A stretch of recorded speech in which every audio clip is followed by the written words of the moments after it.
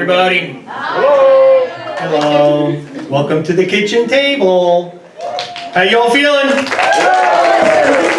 Awesome. Good. Good. Hi, Amanda. How you doing? I'm doing great. Good. This is like just being a great big living room. You know everybody. You invited them to a party, and they're all here for a good time. Hey, how you doing, darling? Huh? I don't think you know me. Okay, so we have 7 storytellers for you tonight. These folks have been working on their stories. They've been living their stories and refining them a little bit.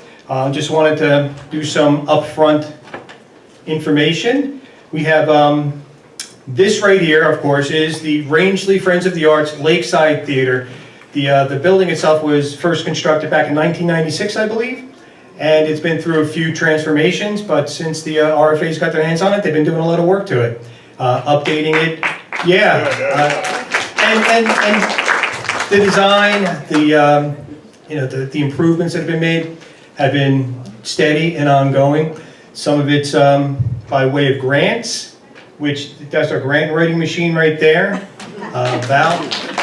But the bulk of it comes from you folks, and this is why you're here. You contribute, and you've made a home away from home for yourselves. The RFA is a nonprofit whose mission is we bring the arts to life in the Rangeley Lakes region. We support concerts, theater, movies, the visual arts, and art gallery, drama camps, student music lessons, school arts programming, and CASA. That's our after-school program for teens, which has been going on now, I think, for 4 years. Yeah. We depend on donations to run our many programs. If you enjoy tonight's event, please feel free to express your appreciation. If you don't, just say that you were at Sarge's, okay? Sarge's last night was just them. And tonight's performance, Lake Region Power Systems and Rangeley Building and Remodeling have sponsored this. So how about a round of applause for them? Our upcoming and ongoing events, our outdoor concert series, starts Monday, 7 p.m. We've got at the Haley Pond Gazebo, the Ball Brothers Band. They were out there power washing the gazebo today, like nobody's business. It's like you would not see a speck of seagull poop on there right now. And I have front row seats right there. If you know where I live, I'm right there, so you know. That wasn't an invitation, no. Apparently you don't know me that well. Our indie movie series continues Tuesday and Wednesday next week with Jazz Fest, a music documentary that brings the New Orleans Jazz Fest to the screen. Next Thursday, July 14th, is our annual fundraising concert with Center Stage Motown Review. Guaranteed a good time. Up in the aisles, dancing and getting cray. Get your tickets at our box office on the way out tonight if you're so inclined. Unless you're Carmen, which I think you left your wallet at home, right, Carmen? I did. Okay. The usual exits, EXIT. If there's a problem, make a mad dash for it. Right, Chris, you plow the way. You got your phone off, Chris? Yes, sir. Okay, tell everybody else to turn theirs off. I Please did. turn off your phones. Thank you, Chris. I did it already. But I'll pay for her ticket if she needs it. Oh my God. Okay, so the kitchen table, I'm not going to go through the whole thing again. It is, I stole it. I stole it from the Moth. And, you know, we did our own thing to it, retooled it a little bit. When I had started doing it in the classroom with the kids, it gets into you. And seeing the children put together their own personal stories and work on their communication skills, it gave me a sense of hope that there's a lot of lies that fly around out there right now. So yes, I know you're all, oh really? So many lies that you begin to forget what the truth is. And with our own personal stories, it is our truth. And unless there's someone here to stand up and defy you and say, that's not the way it happened, you get to tell your story any way that you want. As a matter of fact, we have a student here, no longer a student of our school, Maya La Liberty. Hi, Maya. Just graduated.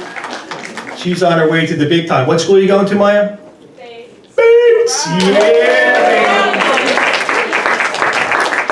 But Maya got to tell her story in the classroom. Funny, yes, maybe someday you'll be able to come up here and regale us with that tale again. All right, so strap in. We're gonna have a good time. As I said, we have 7 storytellers. Each one has pictures that accompany. I'd like for you to, as they're telling their story, for you to get an image of what they're speaking about. And then at the end, you'll see a picture which will speak to that story, and see if you can match it up. The first storyteller tonight, I had her student first 2 years. I had as a student her child, Avery, which is a chip off the old block, you might say. She's a massage therapist who is, I think, world famous. Yeah. This woman emanates calm. She is a contemplation in calm. Wait and see. If you would, put your hands together for Tina Marie Falasco.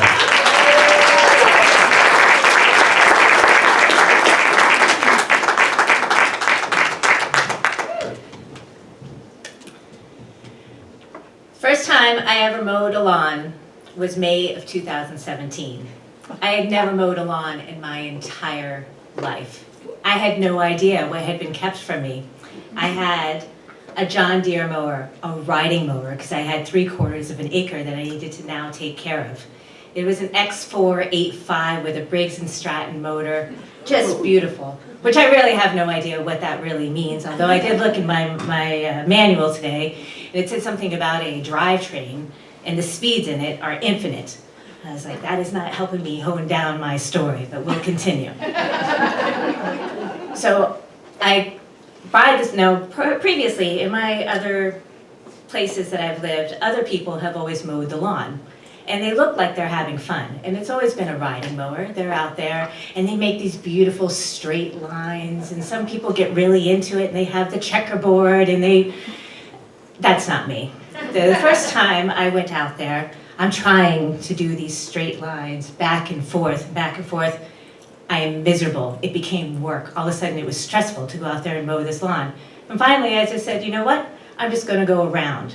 Because I didn't want to go back and forth over some place I'd already mowed. So it seemed really inefficient. And the most efficient way was to just go around and around.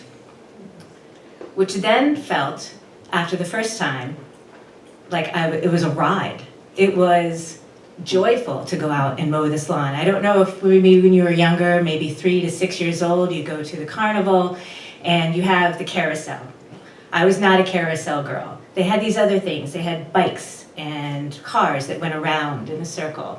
And I don't know if you can remember that joy of just being able to ride that ride and it just not being long enough. That is how I felt every time that I mow my lawn. Then and now. And it changes. I go out there, sometimes it'll take me an hour, sometimes it'll take 3 hours. It was a few times into it before I realized maybe my neighbors aren't enjoying the sound of the mower quite as much as I am, so I tried to curtail it. But this was my joy. Every Sunday afternoon I was able to go out there and mow the lawn. Whatever happened during the rest of the week, whatever strife or whatever was going on in my head, I knew that I was going to have Sunday afternoon to go work it out in the lawn and on John. Fabulous. In the spring, you got to smell the grass, and it was fresh, and they make candles that smell like green grass. No, being there on top of it is just wonderful. In the middle of summer, you have to wait until the grass is nice and dry. If the dew is too much, then it sticks to the blades. You wait, and in the afternoon, the sun is high, the grass is a different green than it is in the spring. Again, around and around.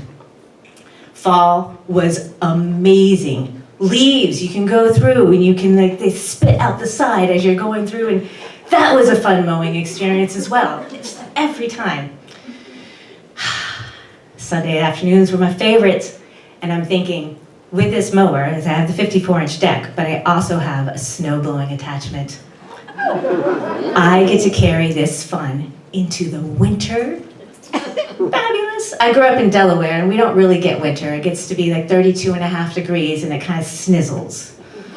That's our winter. Up here, you have snow and you gotta do something with it. And you know, I've kind of been rather lackadaisical, but now I've got this huge snowblower that I'm now going to be able to put on my mowing machine, my magical mowing machine. Snow comes, I'm ready. I built a tent well, I didn't build a tent, I had somebody else build a tent to have the mower put in there. I put chains on it. I've never had to put chains on anything. I gotta put chains on this mower so I can go play in the snow. First snowstorm, I go out there, I'm excited, it's pretty significant. I got the mower on there, I got the blower, or not the mower, the blower on it. I get a flat tire.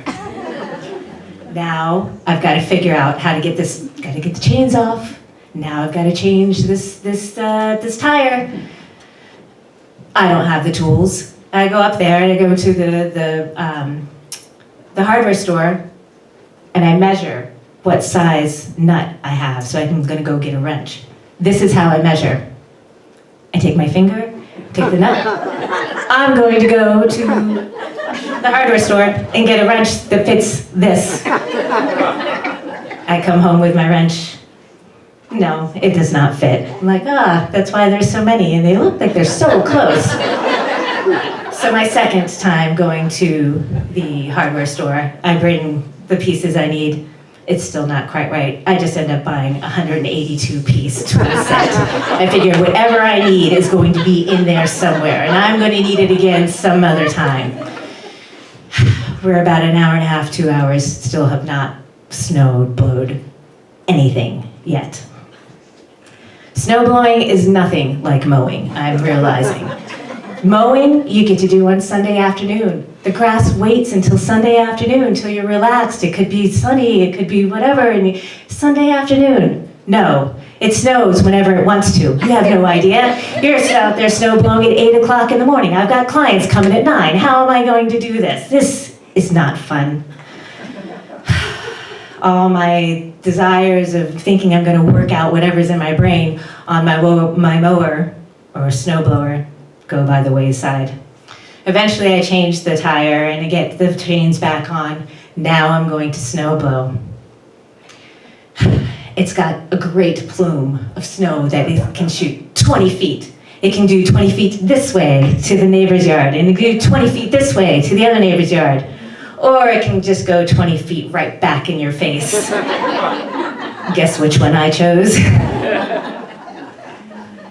So, after this experience, and I tried it a couple times, I eventually put John away and got my neighbor to come and plow my yard. Gratefully so. But I was sad because I had lost the joy that I'd had from riding this mower every Sunday. Gratefully in the spring came back again. I went out there and it was enjoyable again. I was able to mow the lawn, and I've not used it as a snowblower since. I've used it for a lot of other things, but definitely not for snow blowing. I am grateful that the grass continues to grow. I wasn't quite sure how I was going to end this. This has been a very difficult thing. I knew how I was going to start the story, but I didn't know how I was going to end the story. And I found, as I was trying to remember how I wanted to end the story, that I'm grateful that there is no end to the story. There's no end to any of my stories yet. Even, when I get to the end, and there'll still be something. I'll be saying something at the end. So, no, there's no actual end to this story, except for I am grateful that the grass continues to grow so that I can continue to ride my mower.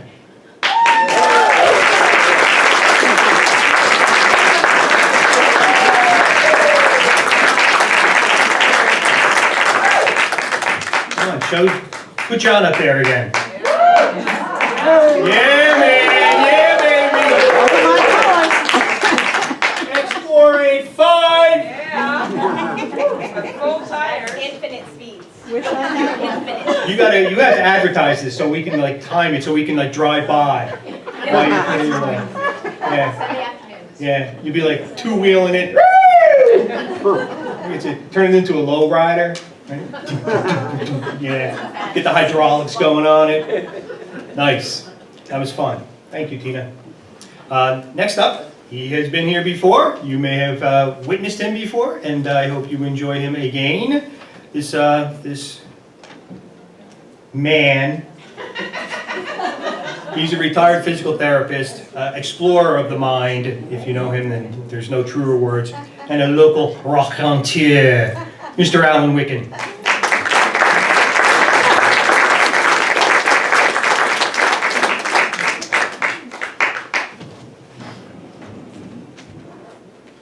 That's a picture I took in 2014. Yeah. If you stay with me in this discussion, you'll know why that's there. Going back to 1967-68, I was a senior at Concordia College in Moorhead, Minnesota, right across the river from Fargo, North Dakota, and which had really nothing to do with the movie. But I was a senior. The Vietnam War was raging. Graduate school deferments had just disappeared a year or so earlier, and so the plans that some of us had taken a turn.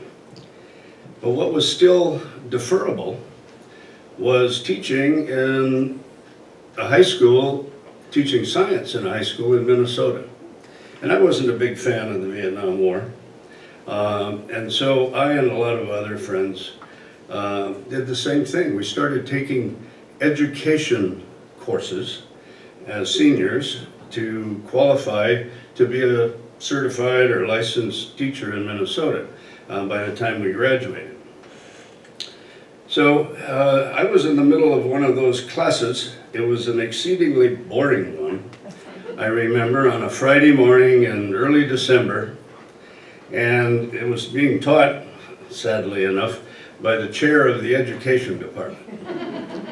And after the class was over and everybody was filing out, he caught me and said, "Could I talk to you for a few minutes after class?" And, God, what didn't I do, or did do?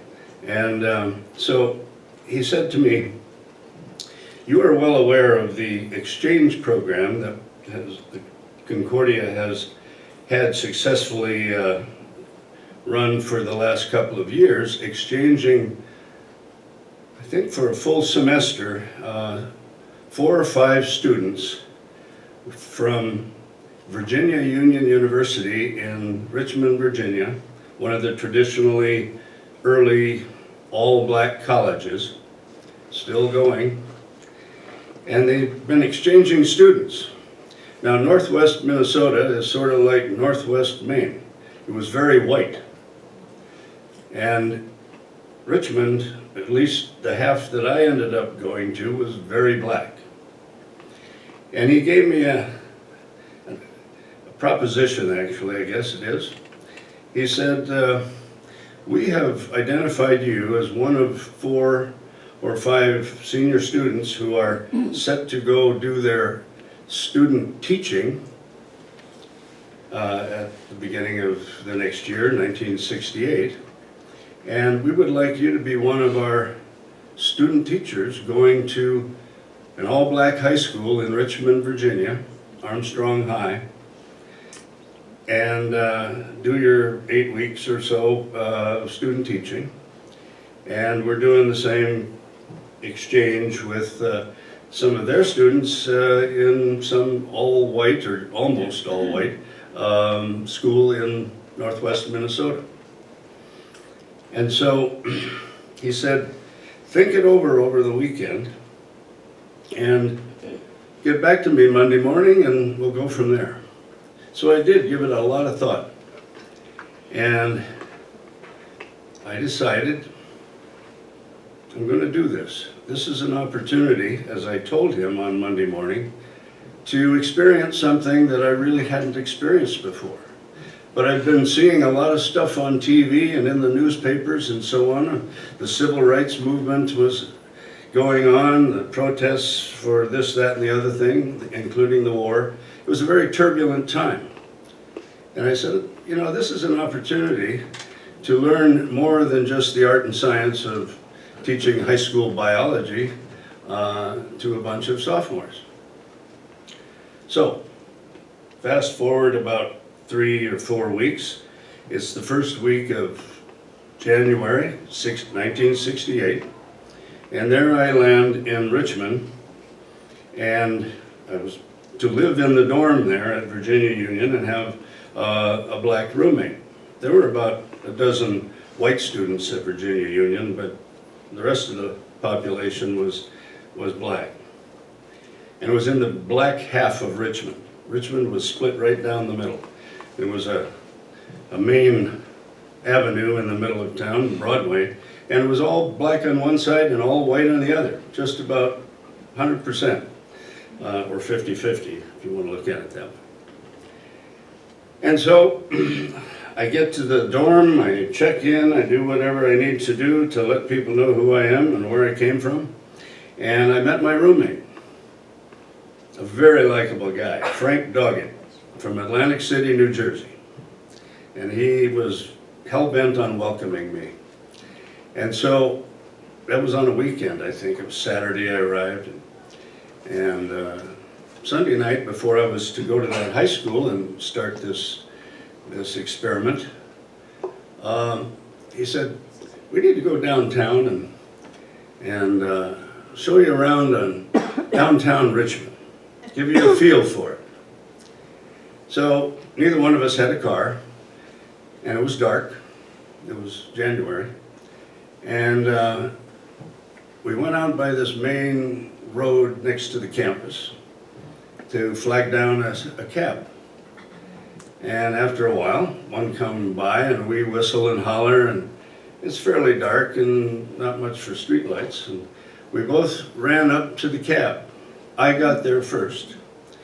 And just as I was explaining where we wanted to go and so forth, Frank comes trotting up.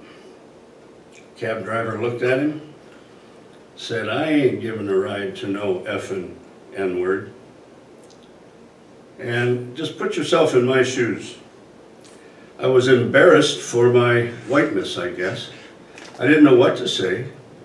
And Frank just smiled, put his hand on my shoulder and said, Alan, welcome to Richmond, Virginia. And the other end of my experience was much more positive, and I'll get to that. Actually, my whole 8 weeks was very positive. I met my supervising teacher, a very experienced biology teacher, Miss Heidi Gadsden, and she welcomed me and introduced me to all 4 of the biology classes I had for the next 8 weeks, and we got on from there. And if you're expecting me to say this was a most horrifying negative experience in the world, it really wasn't. It was very, very positive, and that has stayed with me all these years. Subtract the age 21 from 76, and it's quite a while. But I remember a lot of moments during those 8 weeks that I'll never forget, and they're almost all positive. I had a couple of negative experiences in the dorm on a couple of Saturday nights when a few of the boys went off campus and had a few beers, and they said, as they came back, let's give the white boy on this second floor a little bit of grief tonight. But Frank always came to my rescue. And they all, not all, but many of them apologized the next day on a Sunday morning or Monday morning. And but that was the only negatives. It was so positive. The student body discipline was not an issue at all. And I don't know if they were giving me a little bit of extra slack, but I didn't see any problems in any of the other classes. The faculty was entirely white, or entirely black, except for one young white English teacher. And other moments during those 8 weeks, as I got past my first couple of weeks of really not knowing what the hell I was doing, to feeling pretty darn confident by the time it was all over. And one moment I remember, about 6 weeks into those 8 weeks, I'm standing up in front of the class pontificating about something. And in a biology classroom, there's often a sink and, you know, lab tables and so on. And I happened to glance to my right, and I saw myself in the mirror above the sink. And it startled me. I had been in an entirely black environment for those first 6 weeks, and you know, it took me aback. I don't know if the students noticed anything about me, but that was an interesting moment. I had one of the other things my good friend Frank felt compelled to do was to get a good taste of the black culture in Richmond. James Brown was coming to town to the Richmond Auditorium. He says, "We're going." We went. I'm pretty sure I was the only white person in the whole auditorium, but it was one hell of a performance, and I'll never forget it. And I got all kinds of other things that I know Tim is afraid that I'll start rattling into and never get out. But I had nothing but positive experiences. And the bookend to that 8-week period, the interface with the cab driver at the front end, but on my last day, before I was to fly out the next day back to Minnesota and finish my last semester of my senior year, the students in those 4 classes, and they weren't from very wealthy families, that's for sure. They took up a collection and bought me a little Instamatic camera. That was the iPhone of 1968. Everybody had the little boxy Instamatics. And I think I had mentioned all the things that I was doing. I was exploring that part of Virginia with the other Concordia students on the weekend, and I said, I wish I had a camera. Well, somebody picked up on that. And they bought me that camera, and the first 4 pictures on that first roll of film were those 4 classes. Each class, I had them at the end of the hour lined up over by the specimen case and so forth, and took those pictures. I still have those 4 pictures. I'll be damned if I can find them. But you gotta trust me. They're precious shots of 25, probably on average, students in each of those classes. And we just spent those hours that last day talking about Minnesota and talking about my impressions and their impressions of me, and we laid it all on the table, and it was all very, very positive. So I get back to Minnesota. People are asking me, well, how was that experience down there? And I let them know, just like I'm letting you know. And I learned a couple of things. One, I think I learned a little bit about the art and science of being a biology teacher, but not everything, that's clear. And I put that to good use for 2 years, from 68 to 70, to 1970, teaching high school biology in a little town in west central Minnesota. A graduating class of about 90, so I guess it's a little bigger than Rangeley. And so the teaching part I put into practice, and then 2 years later I got drafted in the Army, and that's a whole other story. But that other one that I was expecting, and I really found, was I was going to learn something else.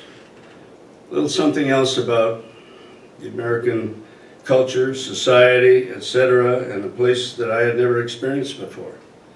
But I wasn't about to turn down the opportunity. And it was about, well, sometime within the next year or so,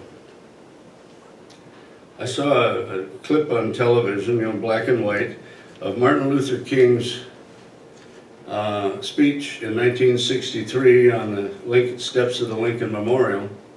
And there are a couple of quotes. You remember the very end of that speech, which took about 20 minutes.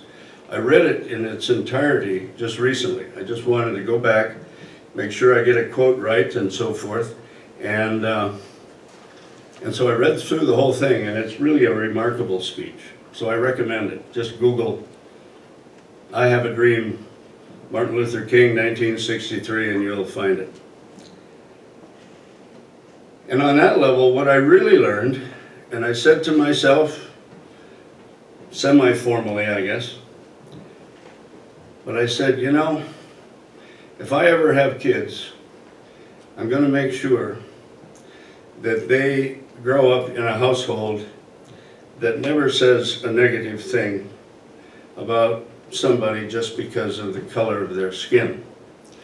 And one of the quotes midstream in Martin Luther King's speech that day, and you have a crib sheet here because I want to get it exactly right. And the one that I kind of hung on to. He said, "I have a dream that my 4 little children will one day live in a nation where they will not be judged by the color of their skin, but by the content of their character. I have a dream." And in '74, we had our first son, and in '76, the second one.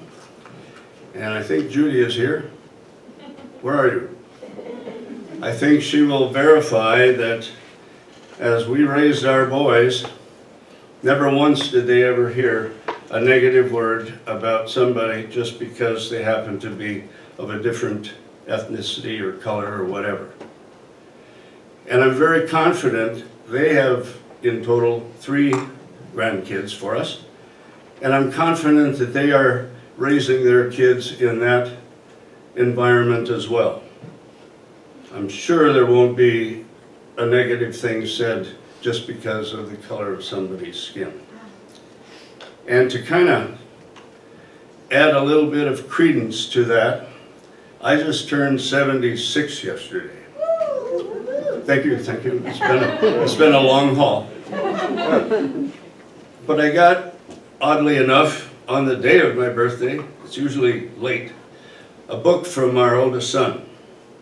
He knows I like to read. He knows I like to hang on to every book that I ever get a hold of. And he sent me a copy of A Promised Land by Barack Obama. I just got it yesterday. I'll be digging into it when I finish the one that I'm reading right now. And that kind of underscores, I think, his attitude, what he knows our philosophy was, and what he knows about judging people by their character and not the color of their skin. Thank you.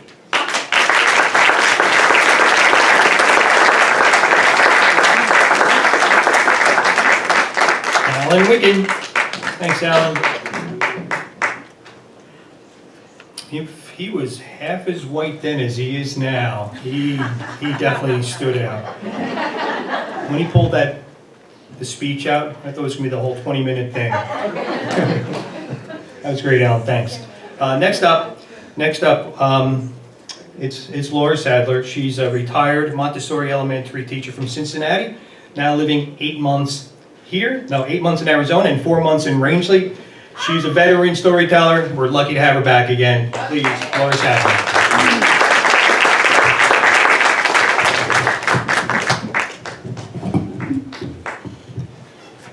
Thank you, Tim. You might be interested to know why I walk with assistance, but that's a story for another day. This particular incident that happened to me was so ingrained in my head that when I got home from its occurrence, I called my sister to tell her about it, and she gave this story a name. It's called the Perscapade. I don't know if any of you have had the common thing for your adult children to come home and live with you for a while. But this happened to me when I was living in Cincinnati and working in Dayton, Ohio. And my daughter did when she came back, had no car, and she had some appointments that she needed to go to, so she needed to borrow my car. Well, that meant that she had to take me all the way to Dayton, which was 45 minutes north, drop me off at work, and then she went to do what she needed to do and then come back and pick me up. So on this particular day, that's exactly what happened. And when she came to get me and she got in the car, I said, you know, we can't go straight home. I have a meeting. I have a Math Olympics coach meeting. This is the shirt. And but before I do that, I've got to go by the union office and sign something that we're voting on. So I knew generally where the union office was, but I'd never been there before. And two of my colleagues, a husband and wife team, were driving a couple of cars behind me on the way. I'd asked them for directions. And so when I was approaching the street that I thought I needed to turn to go to the union office, I opened my door to yell back at them, do I turn at the next light?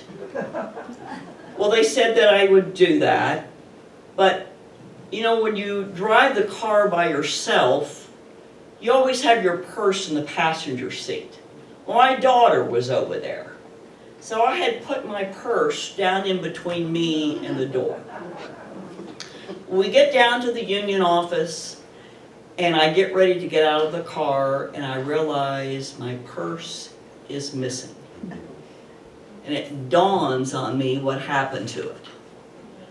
So I said to my daughter, I said, I bet Brad and Tracy picked that up. So when I waited for them to pull in the parking lot, and Brad gets out of his car, and I said, Brad, did you pick my purse up that fell out of my car? And he looks like me. He has no idea what I'm talking about. So all those things go through my head. You know, all the things you have to replace when you've lost your purse. Cancel your credit cards. Get a new driver's license. I'm just panic-stricken. So I go in and I sign whatever I was voting on, and I come back out to the car, and I get out my cell phone, and I called 911.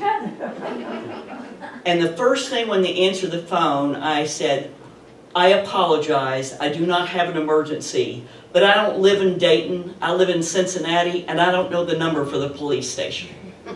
So I tell them my plight. And she says, I told her where I thought, you know, I didn't know any of the streets, where the intersection was, and she said, well, we'll send somebody.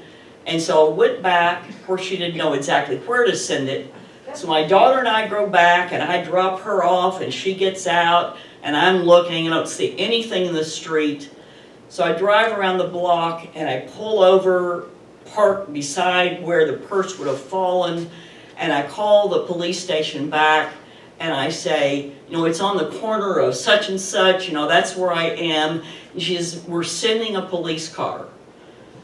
I look in my rearview mirror, and I said, oh, they're pulling in right now. Yay! Okay, so the policeman gets out, and of course he doesn't come in the street. He comes around on the sidewalk side. And I think I got out of the car to explain this whole thing to me. And I go through the whole diatribe that I've just gone through with you. And he looks at me very calmly, and he says, okay. He says, well, he says, what if I told you that we have found the people that took your purse? And I said, well, that would be great. And he says, and we have your purse. That would be even better. He says, all I need you to do is drive over to this satellite office. You wouldn't know that here. But in big cities, they have several police stations. So my daughter and I drive over there. We're both just flabbergasted. How can we be so lucky? And we're sitting there, we're waiting, not very patiently, but we're glad about the news. And so a few minutes, these really buff guys come in that are off-duty policemen. And what has happened is that behind my friend's car are the people that reached out and grabbed my purse. Behind them are these two good-looking off-duty policemen. And they see them take the purse, and they follow them. And they get on I-75 heading down the highway. They're calling in to the guys that are on duty and say, we have a car, here's the license plate. Well, lo and behold, the people in that car are wanted. So not only have they managed to find my purse, I reciprocated by helping them get some criminals. And the guy in the car, in the back seat, had drug paraphernalia on the seat. The guy who was driving, who had my purse, when he was pulled over, he says, we were just getting ready to call her and tell her that we found her purse. Of course, my cell phone was in there, so he couldn't very well call me. So anyway, these good-looking guys came in, and my daughter's watching, and they said, well, we will need you to go through this purse and prove that you are the owner. So you know what purses are like. They're full of all kinds of stuff. So I'm over there digging through my purse and all of this, and my daughter is looking at the policeman, and she says, what are the odds of this happening? And the policeman said, well, watching your mother for the last few minutes, I'd say, pretty good.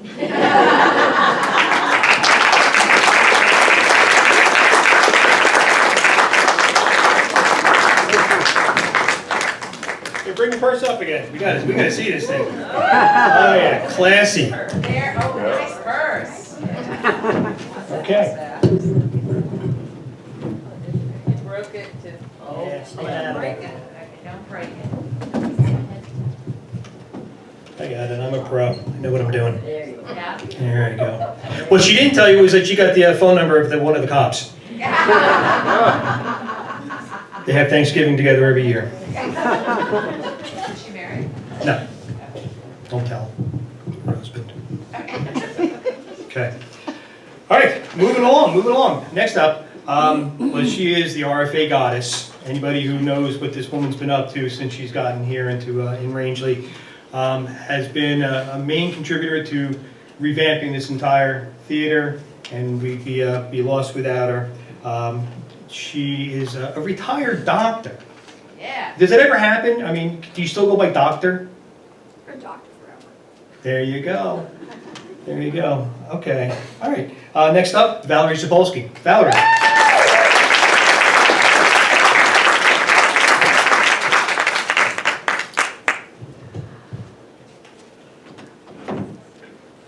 So, I remember thinking, why are they drowning him? It was a beautiful Sunday morning. The sky was blue. It was springtime, white puffy clouds. My family were all at breakfast. I was little. My brother was 3 years old. My sister was 2 years older than that, and then me. And we're all sitting in the kitchen in the house we lived in, and it's a white banquette with electronic coffee pot plugged in at it, and we're eating pancakes and bacon, and you know, it's a beautiful time, just a nice day.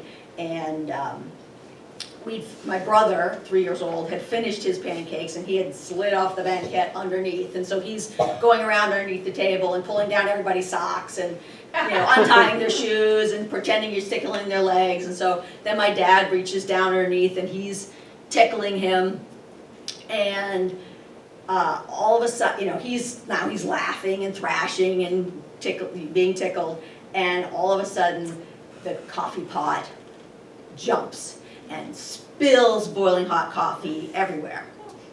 And you know, my sister and I push back. We're not going to get coffee and stuff on our dresses, getting ready to go to church. My dad yells. My mom is taking, you know, napkins and towels and trying to soak up the coffee. And then my brother starts to scream. And it wasn't his, you know, mad cry or a sad cry. It was like piercing forever. And my parents jumped up and they hauled him out and took all his clothes off. He was covered with coffee, his hair's all wet.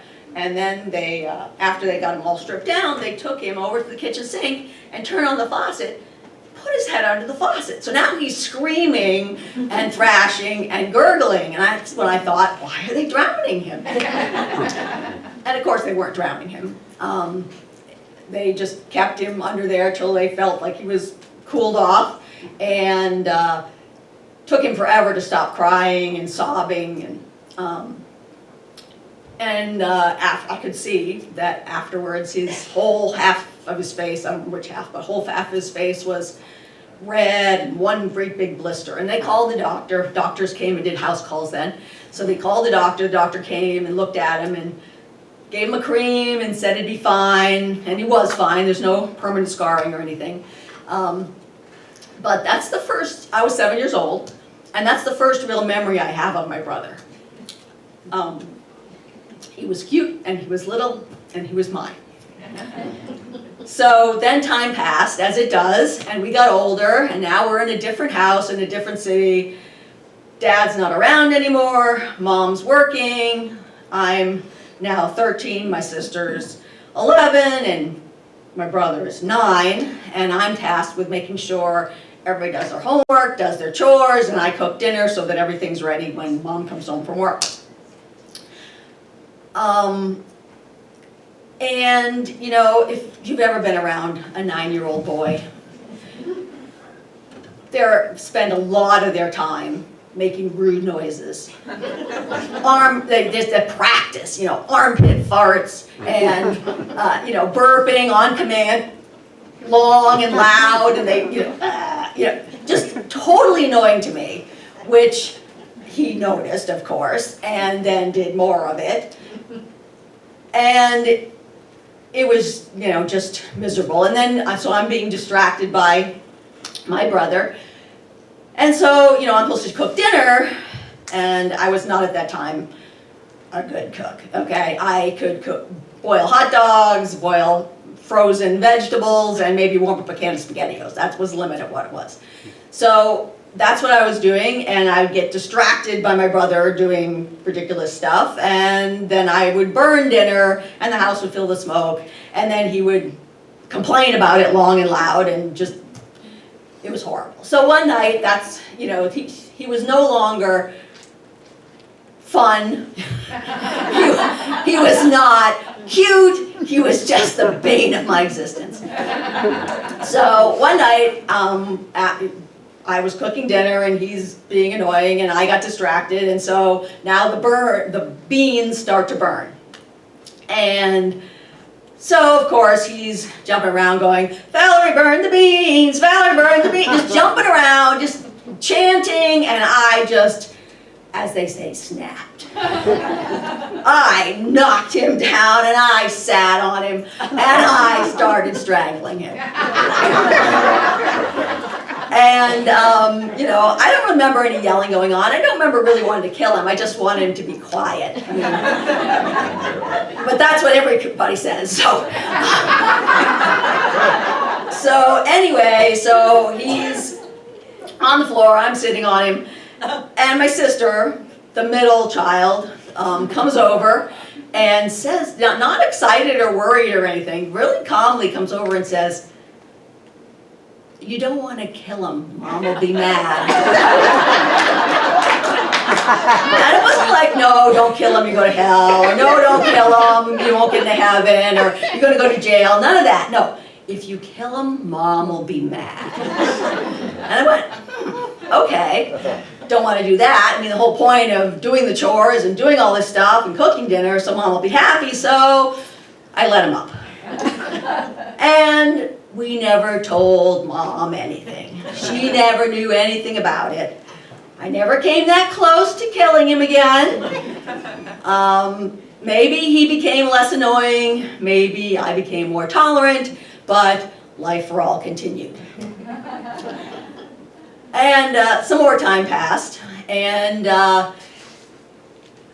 my senior year of high school, my family decided to move to Rangeley. They bought the family farm and decided to move to Rangeley. And I said, nope, I'm not moving to Rangeley. And after presenting my argument, they listened to me and they let me stay where we were living on Cape Cod. And they found a teacher for me to live with for the fall semester. So the rest of my family went to Rangeley. So by the time I got to Rangeley, around Christmas time, my brother had, without me being around to boss him around or being my responsibility or any of that stuff, he had reinvented himself. He had his own friends, his own activities, his own chores, and I could see him as a real person. He was not annoying to me because he wasn't my problem anymore. And he was like cute and kind of amazing talents for a teenage boy. So anyway, that was nice. So then some more time passed. And now a couple more years, and now I'm 20, he's 16. He is way bigger and stronger than me by this point. And he has, he's now the guy on the other end of a big chore with my dad, because I was the oldest, so I was always the person on the other end of the dresser or the ladder or whatever. But now he's the bigger person, so he gets to do all that stuff. And that was okay with me because I valued my fingers. But then he also got, so he was getting some skills that I didn't have, and that rankled a bit. But like he could use the tractor and mow the field and use the baler. But as I said, I valued my fingers, so I got over it. So I was like, okay, you can mow the field. I really don't want to do that. That's nasty work. So anyway, one summer day, my brother had been mowing the field of the farm, you know, days, it's round and round and round mowing, and then let it dry, and then round and around and around raking, and then let it hang, and then around and around baling. And so now it was time to bring in the hay. And I don't know if any of you have ever been haying. It's a very hierarchical system. My grandfather and then my dad is sort of the head honcho. They drive the tractor and decide the best path through the field, picking up all the hay bales. And everything in Rangeley, of course, is on a hill. So the key is to get around the field and pick up all the bales without, in the end, having to come down anything too steep so that the whole bale cart just tips over and falls off. So you want to avoid that. So that's the person in charge, is the person driving the tractor. The next layer on the hierarchy are the loaders. They're hopefully 2 on each hay trip, 1 on each side of the hay cart as it drives slowly through the field. And they're the biggest and strongest because they have to pick the bales up and not just only put them on the hay cart, but as you get stacked up, they got to pick them up and they got to throw them up high. So that's the biggest, strongest person. The next on the hierarchy is the stacker, who's next strongest, but they don't have to throw it anywhere. They just pick it up to the next level. 1 bale up, and stacking, interlocking such, and then leaning toward the center of the cart such that gravity holds the cart together and you know the whole load doesn't tip over. And then the bottom of the hierarchy are the rollers. Rollers are 10-year-old and older kids who were led to believe that they are greatly privileged to come and do this chore. And so what they do is they walk along beside the hay cart. The stackers are on the hay cart. The loaders are loading the hay cart. The rollers have to run out 1 or 2 rows and roll the bales toward the hay cart so then the loaders can pick them up and put them on. And bales are square. They don't really roll. It's really hard, dirty, hot work, but every kid I knew was so happy to be allowed to join the team and go out on the hay cart and bring in the hay. So one time we were out in finishing a load. We were all stacked up, 5 high. And so at the end of the load, the loaders, who are the strong people, climb up in the hay cart or holding on to the hay, take the rollers by the arm and fling them up on top of the hay cart. And if they don't quite make it, they give them a push in the button, push them up on top. So everybody gets to ride up on top of the hay on the way back, which is the reward for doing all that work, because now you get to ride in the breeze and it cools you off and you're surrounded by the beautiful smell of the clover hay all the way back to the barn. So one trip we're coming into the farmyard and the loaders unload the rollers to their parents, so they're out of the way, because they don't get to participate in putting the hay into the barn, because there's a conveyor belt with big spiky things and we don't let them out there when they do that. So only the bigger people get to participate in the unloading and into the barn. But anyway, we'd unloaded the rollers and they were backing up the hay cart to the barn. I don't know exactly what happened, but suddenly all the bales are going over and I'm going over with them.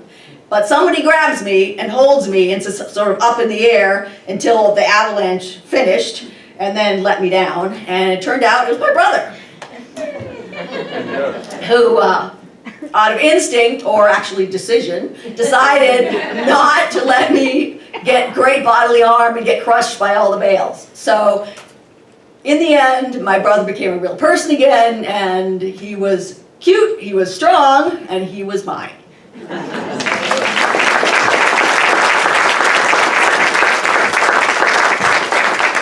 it going for Valerie.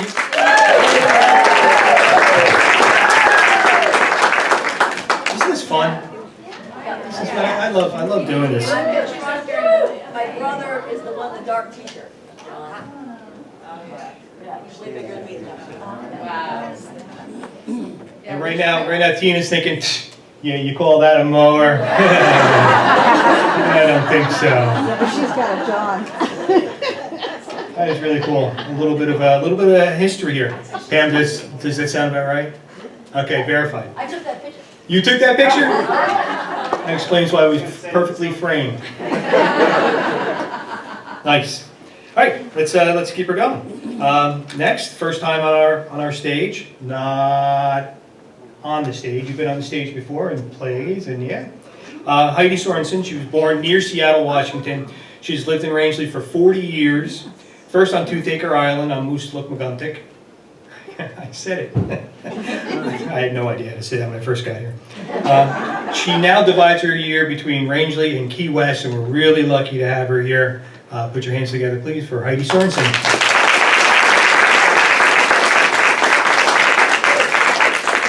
Hello all, and thanks for joining us tonight. So I was born in Seattle, and I learned to sail out there with my father when I was about 12 years old. By the time I was 20, I was ready to travel. And so I had lined up a couple crew positions on sailboats, one in Miami, one in St. Thomas. So my parents let this young 20-year-old, before cell phones, nothing, just take off across country on the Greyhound bus to Miami. That boat wasn't getting off the dock anytime soon. So I lined up through a friend at the marine store a delivery to bring a 32-foot Bertram from Miami to St. Thomas through the Bahamas. Sounds great. Turned out to be a harrowing trip, but I'm not telling you about that one. Got to St. Thomas with the captain of the delivery, and he lived in the east end of St. Thomas, the area called the Lagoon. And in the Lagoon, the traditional evening was spent at the Poor Man's Bar, which is a boatyard bar, outdoors, in the mangroves. And so I was in at the bar with Paul, and this was between Christmas and New Year's, and I decided not to go to my crewed position before the New Year because of that harrowing delivery. We're sitting there at the Poor Man's, and a gentleman from the false entrance comes in, a friend of Paul's, and he says he's sailing up to Jost Van Dyke for New Year's, and who would like to go? Well, about 9 of us raise our hands and say, yeah, that sounds great. So on New Year's Eve, we pile on the SV Galadriel, sailing vessel Galadriel, and we sail up through the beautiful Virgin Islands into Jost Van Dyke and the British Virgin Islands and anchor in Great Harbor and go in and start drinking cold Heinekens and dancing to reggae on the sand beach, and it was wonderful. Well, I went back to the boat with the captain of Galadriel, and that was Larry Hall, my husband, for the next 30 years. So I moved on to Galadriel, and she was a lovely movable home. Everything's tidy in its place. She was 37-foot yawl, built in Holland, 1956, 1 year before me.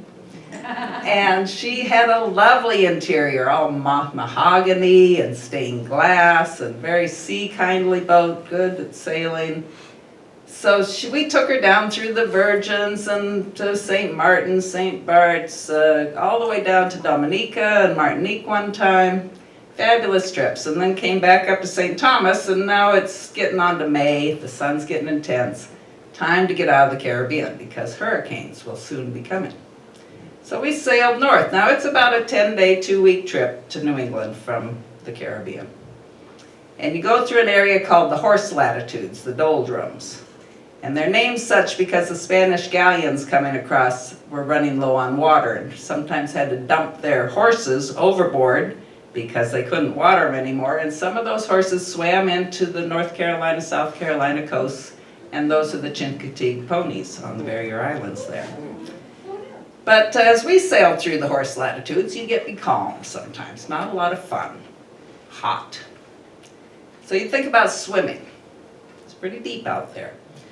And one at a time, we would jump in. I'd swim like 2 strokes away from the boat, 2 strokes back, jump right up, back up on deck. Okay, that felt great. Didn't feel real comfortable in the fathomless depths of the ocean swimming. And the sail would carry on. We'd get up to New England and make landfall in Newport and leave the boat on the southern coast of New England for the summer and make our way up to Maine and have our lovely summers here in Rangeley. Well, come fall, we'd have to head south because no one wants to stay in Rangeley for the winter. Who would ever do that when you could sail south? So we'd get back to the boat and we'd have to work on it. Old boat always needs work. And we'd always end up late heading south because of the work on the boat. So we'd be leaving maybe Halloween from the Rhode Island coast and down the intercoastal then because the North Atlantic can get a little messy that time of year. So we'd go through City Island and around New Jersey and up the Delaware and across and down the Chesapeake and through a cut ditch behind Cape Hatteras, and you end up in Beaufort, North Carolina. In Beaufort, we would sit and wait for a weather window to go offshore. The technique from there, you're fairly far east on the east coast at that point still. Once you go south of there, Florida recedes much more to the west. So if you head east for 1,000 miles from Cape Hatteras and then take a right and head south, that puts you about at St. Thomas. So we're waiting for this weather window to head east. And you want something coming up out of the south, so you're going across the Gulf Stream with the current. And then you want to go around and push you some wind out of the west and then maybe out of the north to push you on down to the trade winds. Well, we had a fast-moving cold front coming through. Well, that sounded good. It was going to be out of the south, so okay. We battened down the hatches. We got the dinghy out of the water. We tied it on down deck. We made everything ready for offshore down below, and we headed out.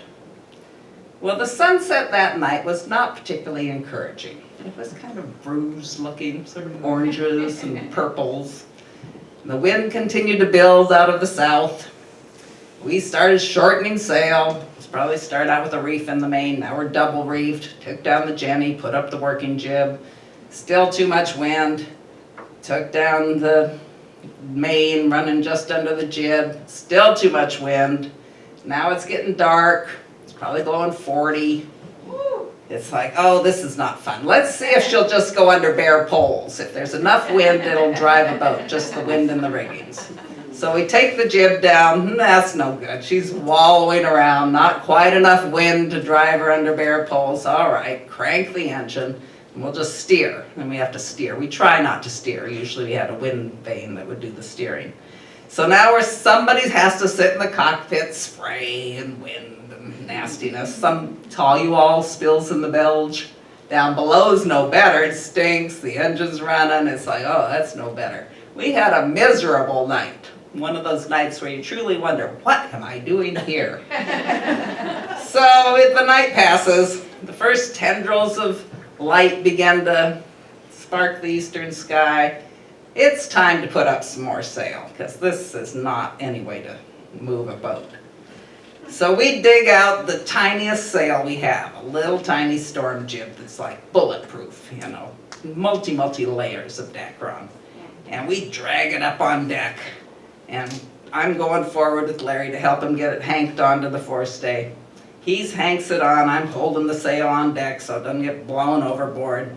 He's attaching the jenny sheets to it. I take a minute to look around. Now we have light, you can actually see. And there are these mountains surrounding us. You sink down in the trough and it's not quite so windy, it's kind of okay, and then you look up and here's a 25-foot wave bearing down on you. You rise up to the top and the wind catches the spume at the top of the wave and blows it sideways, it's all up at the top, and then you sink down in the trough again and kind of, oh God, that's not good down here, look at that big wave rolling down on us, and then it goes up again. And I looked around and it was endless. It went on forever. Mountains of 30-foot waves everywhere around us. It's oh shit. Okay, so get the jenny sheets attached. Larry's gonna raise it with the halyard. I go back to the cockpit, grab the tiller, get ready to crank in one of the sheets once he gets it raised. He pulls it up with the halyard. The wind catches it. Whap! The sail's full. Terribly unyachty, you know, big old scallops in the thing. It's like, oh, no worries, it's full. Crank it in with the jenny sheets and the boat goes off down the waves, surfing down these waves at full speed, a full 7.5 knots for our boat. But it's fast enough, much better than any. Now the motion is steady. We're going down the waves just how you like it, surfing. You just get down the bottom and the boat comes up again and kicks her little transfer around that wave, goes, and she just goes off down the wave again. It's beautiful. We hook up Gandalf, the wind vane, and we hook him up to the tiller. Now we don't have to steer anymore, fine. We can go down below, it's excellent. And we ran that sail for 3 days. Not that we really needed to. We were only doing 2 or 3 knots at the end of the 3 days, but we were just loving it not having so much motion anymore. You know, my word. But maybe we need to put some sail up. We still got probably 1,000 miles to go. And get the main up. We're underway. Things are out of the bad, into the good. We're cruising along. After about a week, we start seeing Tortola come up on the horizon. And we sail into Jos Van Dyke and go in, throw the dinghy on, straighten up the down below, which is a mess. A lot of used towels, sheets. It's a mess, wet. But we untie the dinghy, throw it in the water, row into the beach, go into Foxy's, have a cold beer. Thank you.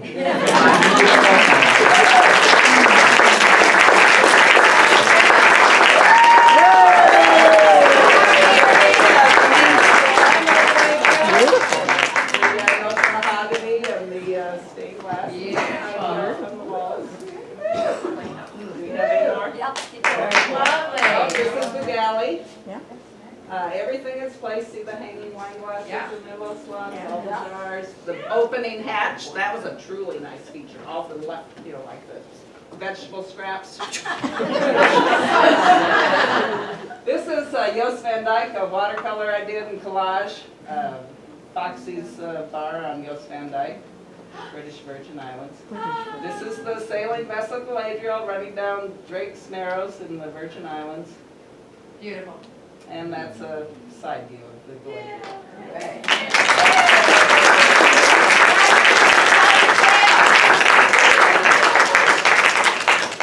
Very nice.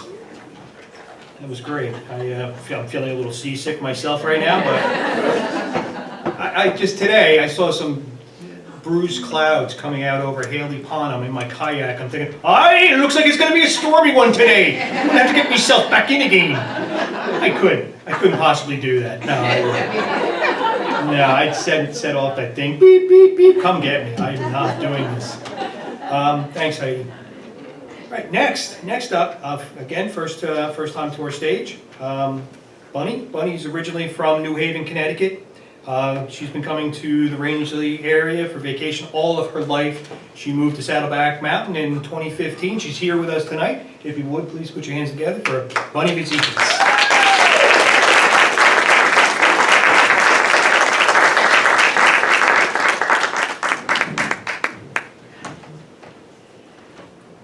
Anybody here believe in ghosts? Yes. Whoa, and I thought I was going to hear no. Because I was a no once upon a time. But in 1996, things changed. We were living in North Guilford, Connecticut. Had 4 boys. They were young, so they all had activities downtown. So I'm driving back and forth, back and forth, back and forth. And we were there for 10 years. It was beautiful there, but I was getting crazy driving all the time. So we decided to move downtown. And we saw a house that was right near the Congregational Church. It was right behind it. And we thought, gee, in the middle of downtown, that's great. So the old guy who lived there, he passed away, and it became a property of the estate, their estate. And the family had lived there since early 1900s. So this guy, he was in his 90s when he passed away, and he had a sister also who had, neither of them married. He had a sister who died earlier. So we looked at this house, and it was definitely an old guy's house. It had plywood cabinets in the kitchen, a brown countertop, a brown floor, a 50s refrigerator, and he lived in the back bedroom, and it had a door going outside to the barn. And the barn was where he had his lawnmower repair business, and he also mowed. I don't know if I was push or probably push, but anyhow. And just inside the barn door was a funnel with a hose going down to the ground. He peed in it. He didn't want to go back in the house. Yeah, old guy. So the yard, though, was beautiful. It was a big, big yard. Great soil for gardening. I love gardening. And you also had a view between the Congo Church and the parish hall of the town green. And there's all kinds of activities on the green, so it was a wonderful location. So we bought the house. We lived there a couple of months while we figured out how are we going to remodel this house. It was built in 1794, by the way, so it was a historic house. One night, we were in the upstairs bedroom, and we didn't do anything with the back bedroom. Downstairs. We were upstairs. So I was sleeping, we were sleeping, and I woke up to a vision of a woman all dressed in white, standing at the base of the bed, the foot of my bed. And she just stood there, very quiet, didn't seem threatening, just seemed like she's checking us out. And I'm going, wow. I wonder if that's the sister who lived here.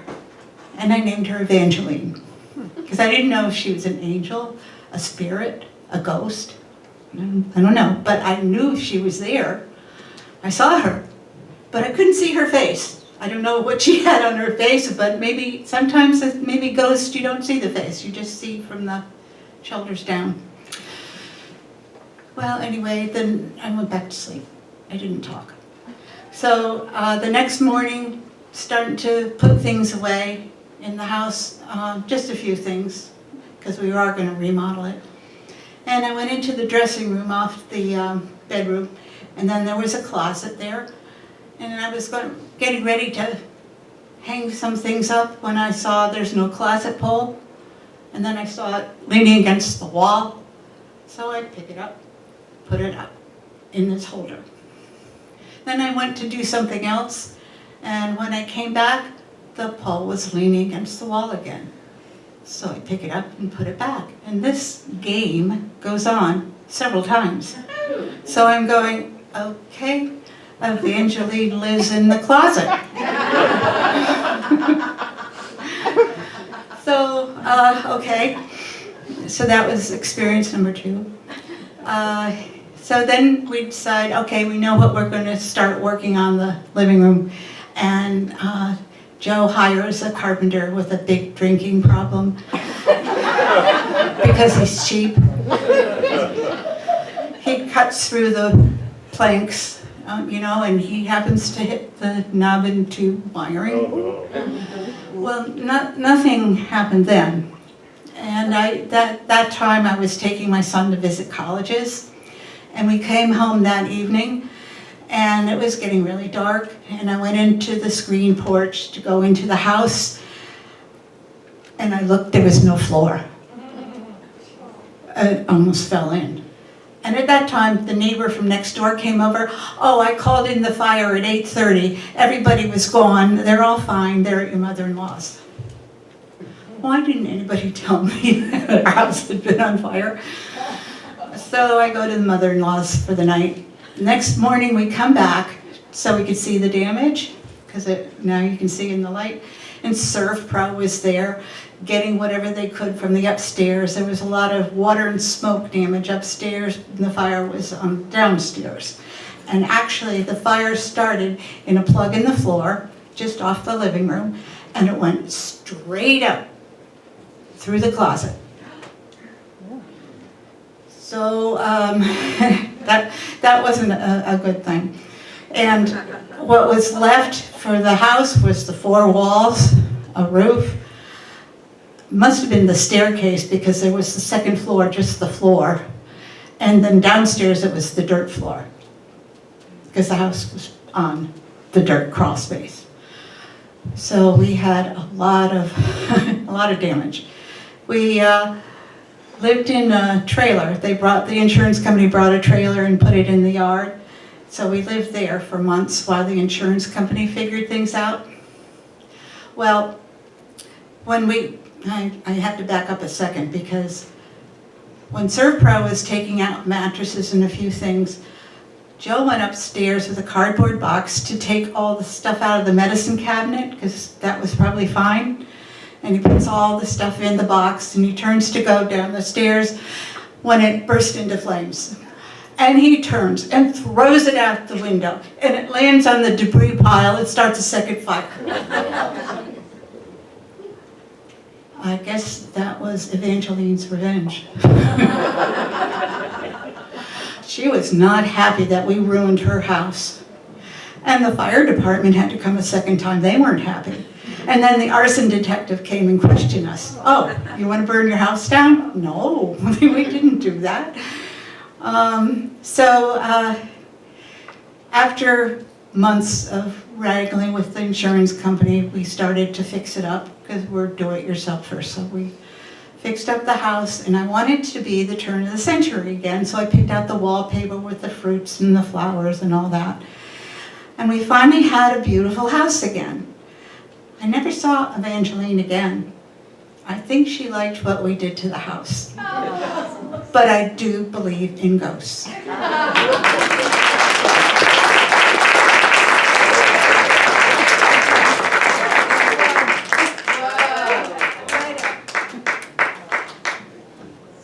And that's the screen porch. It was a really nice house.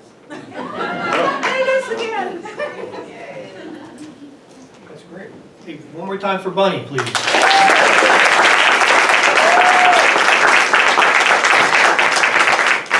And while I do take away the fact that you saw a ghost, I took a note. Funnel. I've already begun to diagram it. I'm thinking maybe I can utilize. You get to Eben. You become a man of a certain age. You know, you got to get up a couple times in the night. You'll see. Say, oh yeah. Well, people on Main Street will be. Singing in intense pain, singing in intense pain. All right, enough of that. Okay, so next up, our last storyteller of the evening, Marie. Anybody who knows Marie, you know you're in for one heck of a story. She comes to Rangeley, having been born and raised in Watertown, Massachusetts, the fourth of 5 daughters. She has been coming to Rangeley for 38 years and has owned her home in Aquasic since 2008, and it is her happy place. She always says she resides in Watertown, but does her living in Rangeley. She's retired from IBM and worked most of her life career in high tech. in high tech. I left the other part of it.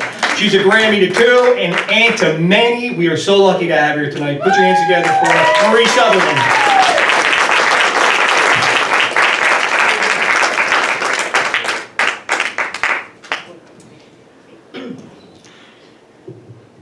So I was born, and 6 weeks later, I was christened. Catholic. I was christened Catholic, which I have come to understand is what they call a cradle Catholic. Someone who is born and then is christened, and that's it. That's your religion. That's how it goes. So being a Catholic and being an Italian on top of it, for Christmas we always had a nativity scene. Most people in my neighborhood had a nativity. So our creche was built by Mr. Burgess, my father's dear friend. And as Tim said, I had 5, there were 4 sisters, 5 girls altogether. So we were different ages. So the Mary and the Joseph and all the people were always being traded in and out based on our ages. So when you start out, you have the rubber Mary and Joseph and the little rubber baby Jesus, so that if he falls, he doesn't break. And then we moved up to like hard plastic, you know, but you drop those, they chip their nose. You have the camel with the broken leg that you gotta lean against the manger so he can stand up, the donkey with the broken ear, the whole thing. So you have kings, you have Marys and Josephs and baby Jesuses. Not all of them were rubber, but most. And so you just cycle through these things. So as time went on and my family, you know, my parents passed away, I inherited the manger and all of the people from my entire life who live in a gallon baggie, a Ziploc, and they used to live in a plastic bag, but I upgraded them to a Ziploc. So they live in a Ziploc bag. And inside of my manger for the last almost 25 years is the most beautiful boxed Mary, Joseph, baby Jesus, and 2 sheep, all alive, bro. Beautiful. All pure white porcelain, they're gorgeous. And so that's what I've been setting up for the last 20 plus 30 years now. So, I meet my husband, who is not Catholic, was Methodist, but not very committed. And for a good portion of our life, believed he was an atheist, which I had to struggle with, of course. But that being said, occasionally you have to take your non-Catholic, possibly atheist husband to events at churches. So the first time Bob and I go to church, it's to a wedding of a coworker from Prime Computer. So we're walking, you know, you walk in and there is a gentleman, and then there's an usher and a woman, and then there's my husband, and then there's the usher and myself walking down this aisle. If you've ever been in an older Catholic church with all the stained glass, they're stunning. And my husband, being an artist, is just so amazed. So as he's walking, he's just looking at all of this stained glass. Until the woman in front of him stops to genuflect to go into the pew. At which point, Bob falls over the woman, knocks the woman over, and the ushers pick them both up, brush them off, and put us in our assigned pews. First time Bob goes to church. Second time Bob goes to church, my mother's had passed away. It was her anniversary mass. Now Bob hadn't known my mother. I met him after she had passed. But my father, every year, had a mass to celebrate the anniversary of her passing. It was usually a weekday mass early, and then he'd take whoever went to mass to breakfast. So Bob wakes up this morning and he says, "Is today the mass? I think I'm gonna go, so I can go to breakfast." I'm like, "Honey, that's not why you go to mass." He's like, "Well, I'm going." So we go to church. Uneventfully, he doesn't fall over anybody. Nobody is on the ground. So we're sitting there, and they bring up the gifts. So the water and the wine and the unconsecrated hosts are taken up to the altar. And Bob leans over and he says, "Hey." He's like, "Are we having salad?" I said, "What?" He said, "Are we having salad?" I said, "No, we're not having salad." He said, "Well, they just brought up the oil and vinegar like you keep on the table for when we have salad." Second time Bob goes to church. Now the next time Bob goes to church, I'm not with him, mercifully, I thought. A friend of his had passed away at work, and so all of the guys from the garage decide they're all going to put on their best suits and off they're going to the funeral. So Bob goes to the funeral, comes home, everything's grand. So a few months later, it's getting to be Christmas, so you know the manger's going up. But anyway, we need to go to a Christmas party for where I was working. So therefore, Bob's suit would come back out of the closet, rarely, but he came out of the closet again. So you're getting your husband's suit ready. For some of you, you'll recognize this. So you pull out the napkin from the last wedding, and the book of matches, you don't even know where that came from. And then I reach in and I pull out the body of Christ. So I'm standing with this Eucharist in my hand, and I freak out. Bob hears me freaking out, he comes running, and I'm like, "What is this, and where did you get it?" And he said, "Oh, when I went to the funeral, everybody got up. I thought they were going to pay their respects. However, they weren't. There was a guy standing there in white, and he held this thing up, and he said something, and I thought he said, 'Bow to your something or other.' And I said, 'I don't bow to anyone,' took it and put it in my pocket. So now, I'm standing there, holding the body of Christ, knowing somewhere there's a priest that still has a little, he put it in his pocket. He put it in his pocket. He put the body of Christ in his pocket. So now I'm like, oh, what am I going to do? So I turn, I say a prayer, I eat the consecrated Eucharist, the body of Christ, and Bob says, "What are you doing?" I said, "What am I doing?" Now he's freaking out. I said, "Bob, to the best of my knowledge, there's only two things to do. You can eat the consecrated body of host, or you can put it in a jar of water, melt it, go outside, dig a hole, pour it in, bury it. It's December and there's snow on the ground. I think I only have this one option." So Bob did go to church other times after that, but nothing was as eventful as those first three. So then Bob gets ill. So he almost dies. He goes on dialysis, 7 years on dialysis, waiting for a transplant. He gets his transplant, then he has a stroke.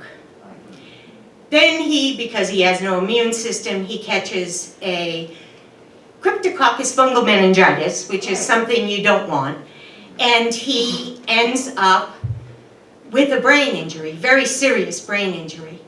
So after he gets out of rehab and he starts to come around, he says, I've been rethinking this atheist thing. I said, you have?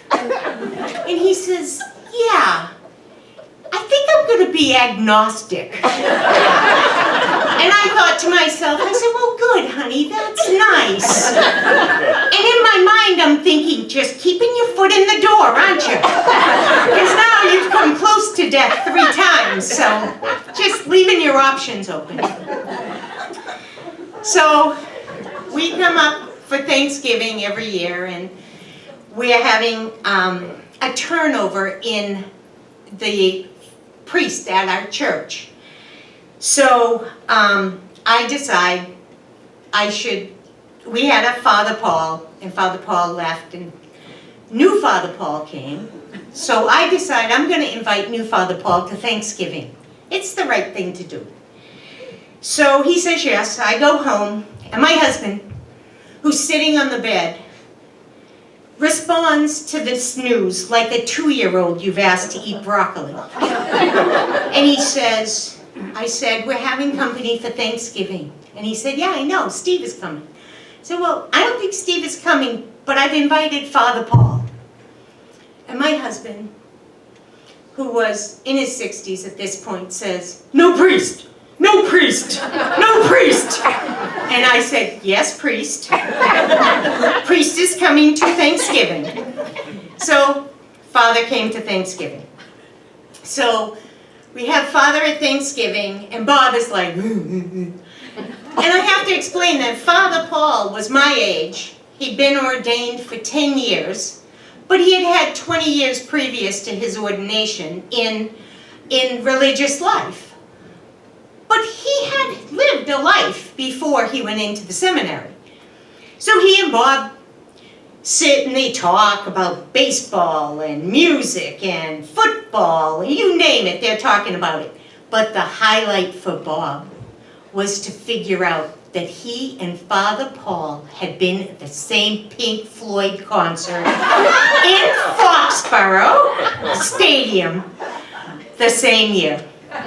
So that was it. He was in with Bob. Anyway, he was in with Bob.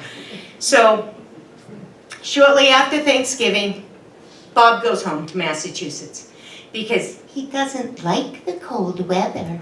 And it's going to start to get cold. So you stay, you close down our house, you finish your work with the giving tree, then you come home. I'll be in Massachusetts waiting for you. Okay. So I get the house shut down. I call Bob Wednesday night.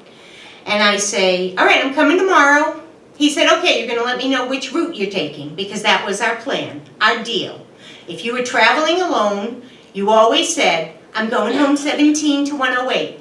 I'm going Route 4 through Farmington.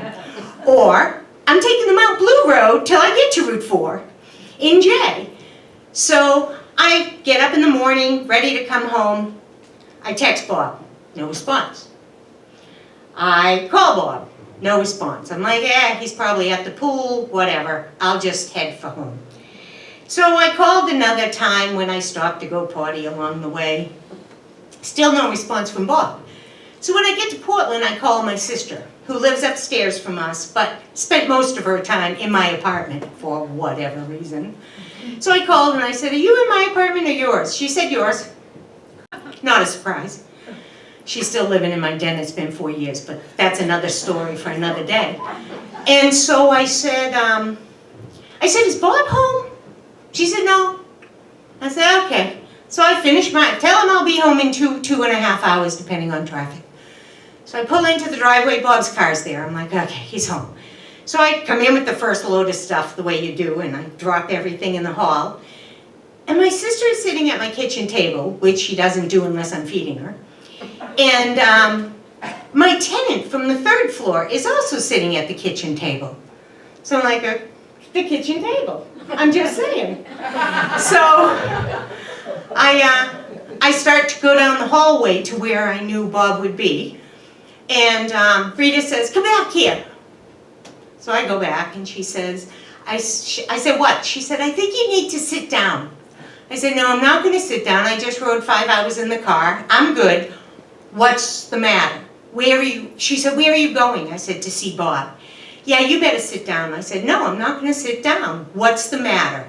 And in my mind, I'm thinking, maybe Bob got sick and had to go to the hospital. Used to happen. So she says, Bob's dead. And I remember, I just stood there, holding on to the door frame, because I refused to sit down. I'm like, what? She says it the exact same way. Bob's dead. And I thought, oh my God, this cannot be happening. So then I sat down.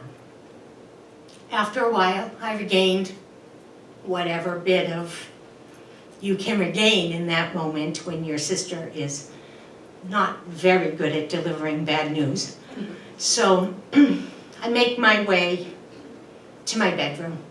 And to get to my bedroom, I have to go through this very big room that we call the conservatory. Most people would probably call it a family room, but my house was built in the 1880s, so therefore it was a conservatory to us. And as I'm walking into the bedroom, up on the bookcase sits my manger. And Bob has set my manger up for me. 30 plus years, he had never once set my manger up. Nor had he paid attention to the many years I had set it up, because instead of my beautiful, pure white porcelain ladros, I have the people from my childhood. Because when Bob unpacked the box, the first thing that came out was the Ziploc bag with all the people in it. So I had a Mary and a Joseph, rubber baby Jesus. There were others, but rubber baby Jesus. And the camel leaning against the manger because it was missing a leg, the donkey with the broken ear, other assorted animals, and then a king.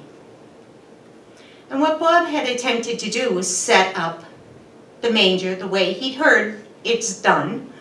So we had a king, and then there was another person, and another person, and another person, and another person.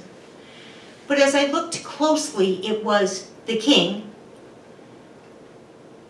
a Joseph, another Joseph, and a third Joseph. Plus the Joseph inside the manger. So we had 4 Joes, 1 king, and some assorted people. But it warmed my heart that he knew it was December and I was going to have short time once I got home. So he had set up my manger. So to this day, that still is very special to me.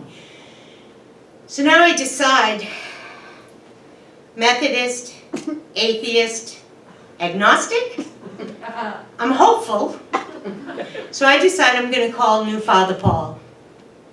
Because they were buddies now. So I called Father Paul and I said, Father, Bob has died very suddenly. And I'm just nervous. I'm wondering about him. Like, is he okay? You know, did he north or south here, you know? And he says, well, let me think about it. He says, well, the way I see it, he had Thanksgiving with a priest. He set up a manger. His chances are way better today than they were 3 weeks ago.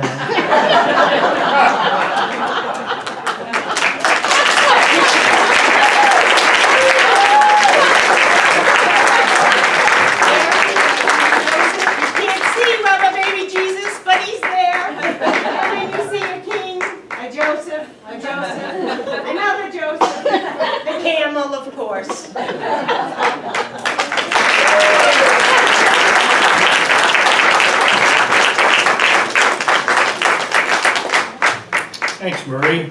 You're welcome. What a progressive manger that is, huh? All those Josephs hanging out together, I don't know. So there, 7 stories.